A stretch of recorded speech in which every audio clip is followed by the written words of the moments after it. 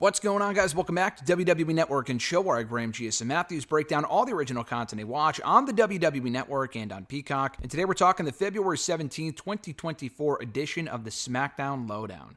So I mentioned on Raw Talk, and during my review of Raw Talk this past week and SmackDown LowDown last week, I was wondering where Matt Camp was. And there have been occasions in the past where he'll be replaced for a week by Scott Stanford or Sam Roberts, or Megan might be replaced. I think there was an episode a few weeks ago where Megan was replaced by Scott Stanford, I think. We got a Camp and Scott Stanford reunion on the show. And then we had Megan Morant and Scott Stanford. And I was wondering, where is Matt Camp, or where has Megan been? Why are they switching up the format? It's weird. So then I find out on Wednesday, and haven't really had a chance to comment on this until now. I wrote about it in a tweet earlier today, but it was reported by PW Insider on Wednesday and later confirmed by Fightful Select that Matt Camp was actually released last week at some point. He was released last week. He go to his Twitter. He removed all mentions of WWE, deleted all of his tweets. He tweeted, I think, a day ago, but beyond that, hasn't tweeted at all, deleted his entire timeline and everything. So Matt Camp is gone. He was hired back in late 2019, along, I think, around the same time as Mackenzie Mitchell, and they just let her go back in December. So I thought that was a dumb firing to let Mackenzie Mitchell go. She was excellent in her role in NXT. They let go of Kevin Patrick recently. I know he wasn't really a natural for commentary in WWE. I didn't hate his commentary. I thought he was doing a fine job. They definitely needed to replace him, but I didn't think he was doing a terrible job. And at the very least, they could have repositioned him in some other role on the show, whether it be as a host or as a commentator. Maybe they were paying him too much to be like a Raw Talk guy again. I don't know. But he was great as an interviewer and a host in WWE. They let go of him as well last month. And now Matt Camp. I don't know what the fuck is going on over there. I don't think this was part of an Endeavor thing, because that whole thing was solidified many months ago. Even Mackenzie Mitchell was let go along with a bunch of other people, employees of the company. Okay, they gave her role to Sarah Schreiber. Maybe they think she does a better job. Whatever. Kevin Patrick was another thing. Matt Camp letting him go, unless he was involved in something nefarious, I think letting him go is incredibly fucking dumb. Was he the most exciting guy on these shows? No, but I prefer him over Sam Roberts. And nothing against Sam Roberts or Scott Stanford. Both are great. Sam obviously has his other gig doing the SiriusXM stuff. So it's not unless they're hiring him full time, which would also be fine. It's really not a slight on Megan or Sam or Scott. Let me just say that. They're all very good in their respective roles. Megan is really getting better in the role of host of Raw Talk and SmackDown LowDown and whatever. But Matt Camp knew the product like no one else. Sam does too, and Scott's been there for a very long time. But Matt Camp kind of brought the perspective of a fan. And he was not only involved in Raw Talk and SmackDown LowDown for the past 4 or 5 years, but he's also been doing the bump since the get-go back in late 2019. That was kind of part of the reason why they brought him on. I think now with this departure, I think the only remaining person as part of the whole original bump crew is Kayla Braxton, and she's not even really on the show anymore, from what I understand. I don't watch the show, I never really have. But she was the initial original host of that show, and then a couple of months ago, she kind of shifted duties to doing other stuff, just interviewing, and then she has interviews that air on the bump, but not every week, I think. I could be wrong on that, but she's not really on the bump anymore. I don't know who's hosting the thing, but they got rid of Mackenzie Mitchell, who wasn't really on the show, but, she was in Connecticut, I think. She was based out of there. But she was also in Florida, so maybe not. But Matt Camp was on the bump. They had that guy, Evan T. Mack, who was really good. You see him as part of the, press stuff they do now with WWE, but he's no longer officially with the company. And another dude, Dan Vollmeyer, I believe, another guy who follows me on Twitter. He was good in his role as well. They let go of him years ago. But all of those people, a part of the original crew of the bump, are gone, which is kind of surprising. Matt Camp more than any of the rest, just because he was so great in his role as far as bringing a fan perspective to his analysis. He was a natural on camera, already had on-camera experience doing stuff with Bleacher Report, actually. Sirius, I think. He worked with Tommy Dreamer's promotion, House of Hardcore. He's been involved with wrestling for a while. He knows his shit. He's got on-camera experience. I don't know. He did his job very well, so to let him go I thought was a really dumb decision. What the fuck are they doing over there? So all of that to say, he's not a part of Raw Talk anymore. He's not a part of SmackDown LowDown anymore. That kind of makes sense why I mentioned a couple days ago, why did they change the graphic for Raw Talk and SmackDown LowDown? He wasn't on the graphics anymore. And I thought that might have been for that episode only. It's not. That's the new thing going forward. If you go to Peacock right now, at least as far as when I watched this episode this morning, he's on the thumbnail, not for the show, but he is for the episode. It's him and Megan, so they haven't changed that yet. That's just like the regular description and thumbnail of the show. They haven't changed that yet. But in the thumbnail for the overall show, for SmackDown LowDown, it's Megan and Scott Stanford. And then for Raw Talk, I checked, it's Megan and Sam Roberts. So apparently those are the new duos. I like Scott a lot. I think Scott's better than Sam. Scott's been around forever. He's quirky. He's a nerd, but I like Scott. Sam's also been good. I've been a fan of his work for a long time. I prefer Matt Camp, but Sam's pretty decent as well. He's also a fan, so it's not like it's a massive downgrade. And again, nothing against them or Megan or whatever, but I just think why fix something that's not broken and letting go of Matt Camp? I thought that was very dumb because he's done a lot of stuff with WWE Digital, these Peacock shows. I thought that was super dumb and letting him go, unless that was his decision. So I thought that was stupid. So on this show, it was Scott Stanford and Megan Morant. They opened the show by replaying the ending to SmackDown.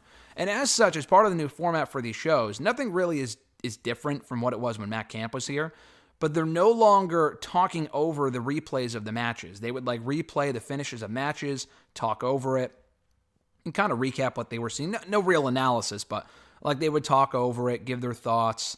They don't do that now unless they're kind of training Scott and Sam to do that. They didn't do that here. So they would just replay straight up the finishes of the matches and the segments. And they were kind of doing that already, but again, they would talk over it unless it was a promo. They're not even doing that now. So it kind of saves me time with these episodes. I would just cut that shit out entirely, unless people are only watching SmackDown LowDown and not SmackDown, and who the fuck are these people? I would love to know. It's kind of a waste of time. So I just skipped over the fucking replays of all the matches and the promos. I just watched SmackDown last night. I don't need to replay this shit again. But anyway, so they replay that stuff. They run down the biggest headlines from the show, including replaying the women's qualifiers, Naomi and Tiffany Stratton punching their ticket to Elimination Chamber next weekend for the women's Elimination Chamber match. We hear from Naomi backstage with Byron Saxton. She says that she's headed to Perth and that the glow is global. And that was it. Back in the studio, they preview the women's Elimination Chamber matchup, replay the men's qualifiers with Logan Paul and Kevin Owens both qualifying. We hear from Bobby Lashley, the Profits, and B-Fab backstage. This was in reference to AOP winning their squash match earlier in the episode on SmackDown, and AOP will face Profits next week on the show. B-Fab says that AOP will be in the ring with a real team next week. Profits say that AOP looked great, but we would look great too if we took a 4-year break from WWE. And they need to make an example out of AOP next week. Dawkins says that AOP won't be ready next week. Lashley says the Profits will be ready. They preview the men's Elimination Chamber match, which is now set in stone. It's going to be Logan Paul, Kevin Owens, Drew McIntyre, Randy Orton, LA Knight, and who was the other individual? Bobby Lashley. So 5 SmackDown superstars, 1 Raw superstar for a shot at a Raw World title. Pretty obvious who's winning that one. But they talk about that. Scott Stanford picks Orton because he's had a lot of chamber experience, which he has. He's been in a ton of chamber matches in the past 20 years, even winning one 10 years ago to retain the WWE Championship. They replay the Braun Breaker signing from SmackDown, Nick Aldis putting pen to paper with the NXT Tag Team Champion. They hype up his in-ring debut for next week on the taped SmackDown that was taped last night after following last night's show. They also hype up LA Knight and Drew McIntyre one-on-one. I think for the first time in WWE, they've had a bunch of matches before in TNA.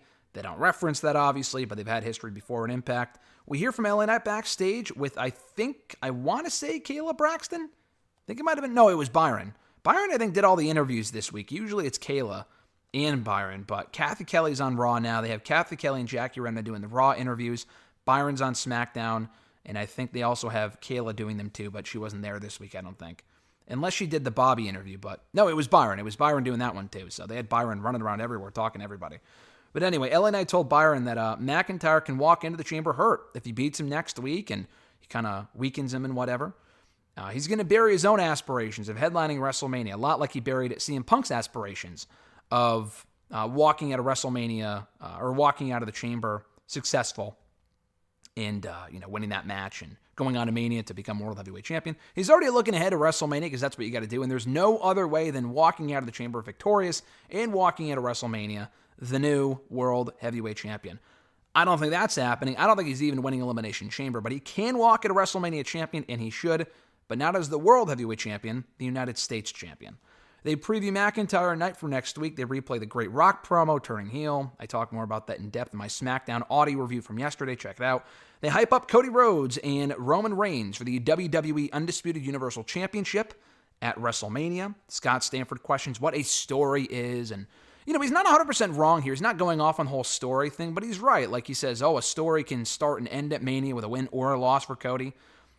What Cody means by the whole story thing is that his story is winning the championship that his dad never held. That's what it is, really. And also beating Roman, the man that fucked him over last year at WrestleMania. Obviously, his story, and no story really ends there. There's a never-ending story, as Triple H alluded to in last year's WrestleMania press conference, that after he becomes champion, he can defend it. That'll be the start of another story. But Scott Stanford saying, the story doesn't have to end at Mania. No, it fucking does. Like, he needs to beat Roman Reigns and end this shit. He won't be talking about a story after Mania. If he wins, he will not be talking about this single story after Mania. Everyone's got a story. No shit. But this specific story with him avenging the loss to Roman and winning the title his dad never held, that story will be over, and we can all move the fuck on. I really want him to win because it makes sense, but I also want him to win so we can hear enough about the story and move on to something different. And I think everyone else should feel the same way. But to close out the episode here, they hype up the Grayson Waller effect for Elimination Chamber. It's going to be Grayson Waller hosting along with Cody Rhodes and Rollins. So it's not the first time they've actually done a Grayson Waller effect on pay-per-view. And the only other time they did it, Cody Rhodes was the guest. Interestingly enough, this time Rollins will be there as well. Rollins can't wrestle. Cody has no match for Elimination Chamber. So that's why they're doing it. But they get Grayson Waller in Australia, which is nice because they don't have fucking Bronson Reed on the show as of now, which is so dumb. But, at least they have Grayson Waller on the show, and maybe Indy Hartwell, definitely Rhea Ripley. So at least they have some Australian representation on that pay-per-view. And that was it for the SmackDown LowDown for this week, February 17th, 2024. Pretty straightforward show. Scott Stanford, I think he did a good job. Again, Matt Camp's role is already missed, but, the show wasn't amazing even with Matt Camp. The show is what it is. I thought they did a decent job wrapping up and recapping all the SmackDown events from Friday night. The episode was fine, and it served its purpose. So thank you guys for checking out my review. I appreciate it. Be sure to check out all my other reviews and like this video, drop a comment, share the video, and subscribe to the channel for more daily content. Have an awesome one, guys. I'm Graham G. Matthews, and I'll catch your ass down the road.